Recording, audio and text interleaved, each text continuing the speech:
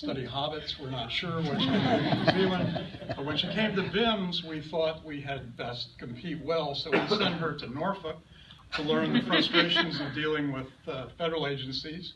We sent her to Richmond to learn the cynicism necessary to work with state agencies. And she quickly decided that this was not all that she aspired to, so she got her own support with a Sea Grant Fellowship to begin work in Mark's lab.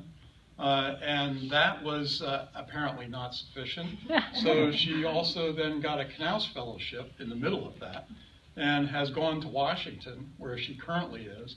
And while we tried to teach her to start at the bottom and work to the top, she is currently the assistant to the NOAA administrator, putting words in her mouth when she goes out to talk about marine science. And funding in our labs. And funding in our labs. So we're looking forward to more great things from Emily and a steady supply of funding in the future. So just quickly, I'll add to that.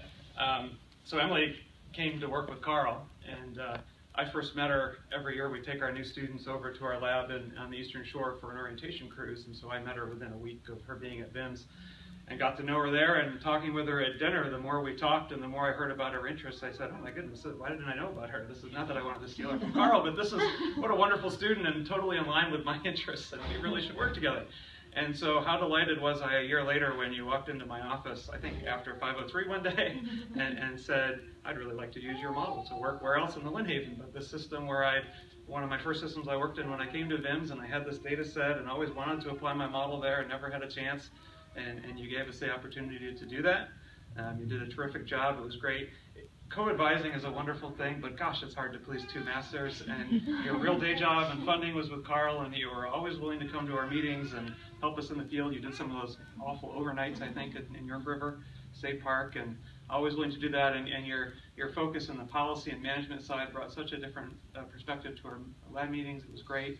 And the last thing I would say is that we talk about what our students do for us, and I never had a student who was so much better connected with the local management people than I was. I mean, you did more to proselytize about our lab and advertise what we could do than I ever did. So just it's been terrific having you. Congratulations. Thank you.